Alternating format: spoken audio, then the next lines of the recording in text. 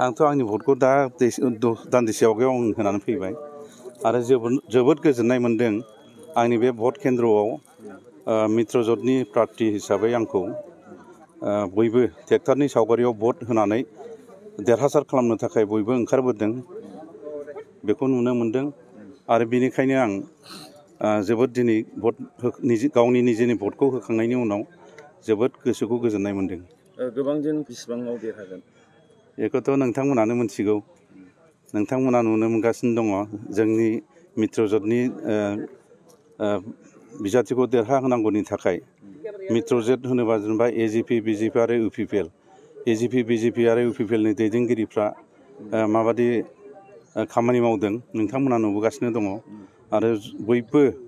बिभिन्न पर्यायनि जेरखम डिस्ट्रिक्ट कमिटिनि दैदेनगिरिफोर ब्लक कमिटिनि दैदेनगिरिफोर आरो लोगोसे प्राइमारि कमिटि बुथ कमिटि आरो बिभिन्न अनुस्थान प्रतिष्ठाननि जेनेखि बिगोमाफोर बिथांमोनाबो जोंनि दोलोआव भट होनांगौनि थाखाय रायजोनि खाथियाव थांनानै आसोल बाथ्राफोरखौ रायफोरदों बुंदों आरो जथेस्थ रायजो राजाफ्रा ट्रेक्टरनि सावगारियावनो भट होनानै देरहासार खालामनानै बे 31 नं सिडली बिधानसभा एरियाखौ जौगासार खालामनायनि थाखाय बिथांमोना संकल्पबद्ध जानानै थाबाय। बेयाव ओरैनो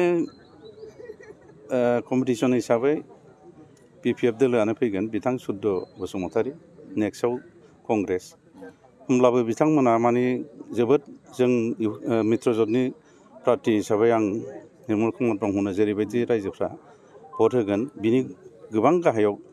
सिङाव थागोन आरो बिथांमोननि भट मोननाया देरहाखांनायनि उनावथ' बहाय जोबोद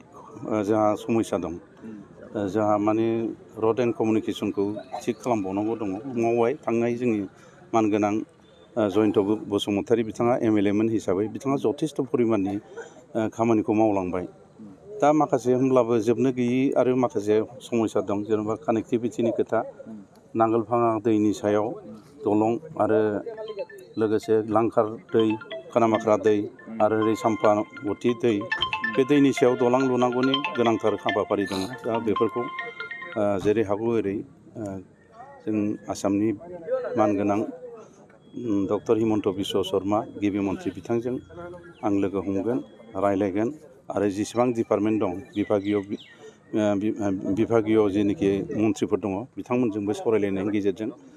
बे ओनसोलखौ माबोरै लुखांनांगौ बे दलांखौ बोरै लुनांगौ लामाखौ बोरै बानायनांगौ गासिबो दै खुरखानायखौ बोरै होबथानांगौ डिपार्टमेन्टेल जेनोखि मन्थ्रिफोर दङ बिथांमोनजों सावरायनानै बे समस्याफोरखौ समाधान खालामनायनि थाखाय आं राहा लामा लागोन बेथ' सियर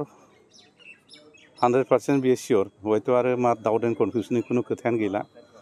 दिनै भट जोबनायनि उनाव फैगौ जेनोखि 23 तारिखआव जि रिजाल्ट जागोन बे रिजाल्टनि उननिफ्रायनो बयबो मिथिनो मोनगोन आरो बुंनो थाङोबा बेवहाय फैबाय थानाय जेनोखि काउन्सिल इलेक्सन जागोन बे काउन्सिल इलेक्सनाव आरो गुबुन दोलोआ बेबायदि कम्पिटिसन खालामनो हानाय रोखोमनि अबस्थाया थाहैनाय नङा आरो बिथांमोननिफ्राय